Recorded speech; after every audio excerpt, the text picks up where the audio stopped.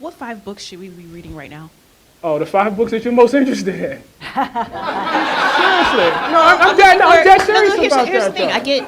I mean that. I like to talk with people, and if somebody's reading a book that I might be interested in, that's Right. why I'm asking you the question. Oh, okay. So what 5 books am I reading that I'm really interested in? That's the different thing. Okay. Yes. No, I mean that. Like the 5 books that when I say that, it really should be that. Like it's got to be here. It's got to be here. You know, how I got to how I arrived at where I'm at is my path. You know, it won't be any of you guys' path, and that's not a bad thing. You know, because my path wasn't somebody else's.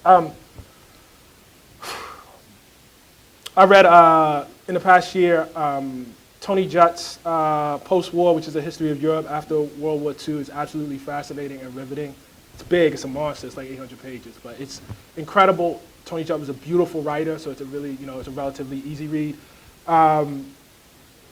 Bloodlands by Timothy Snyder, which is a history of effectively genocide, or I should say, I should use a better word, mass killings from the time of the Russian Revolution up through the end of World War II. Again, absolutely riveting.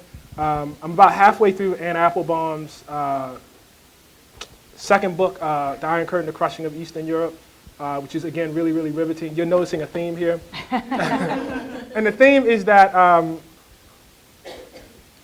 I, have written about, the plight of African Americans in this country and the problem of racism for most of my career.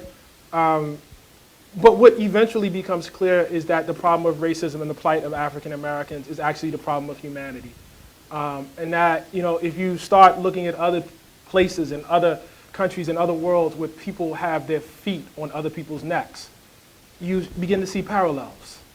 And you begin to see that the thing that you're struggling with, first of all, it really ain't as bad as what some other people that struggle with. That's the first thing. But as bad as it is, and as particular as it is, and as original as it is, that there are parallels all over the world. And that offers some degree of great comfort, because African Americans often think that like something is wrong with them, something singularly, that they're cursed somehow, that they have some sort of cultural issue or whatever we think. This is why we can't have nice things. And then you go to Poland and you see people can't have nice things over there either. Or in Ukraine that they don't, particularly have nice things either. In Russia they are not nice things. And this is important. This is important because it helps you preserve your sense as a human being.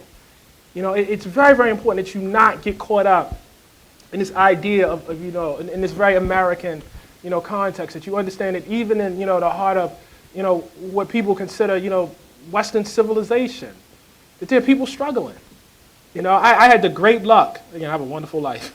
I had the great luck of spending last summer in Paris. Very nice, healthcare, all of that, good stuff. Great bread, great cheese, loved it. Wish I was there right now.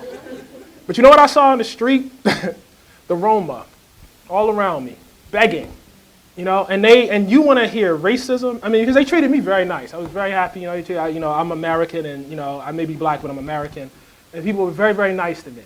Very polite. I felt like a human being in a country. That sort of gaze that you feel as a black person was, gone from me.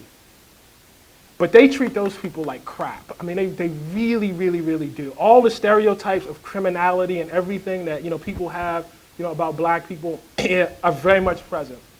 In terms of how, the French and, Europeans in general treat the Roma. And if you can see that, you can understand that, what we are struggling here is original in its detail, but not in terms of its grand, the grandness of its scope. It's not particularly original. Power has certain rules. So that's a long disquisition on why I've been reading about Europe.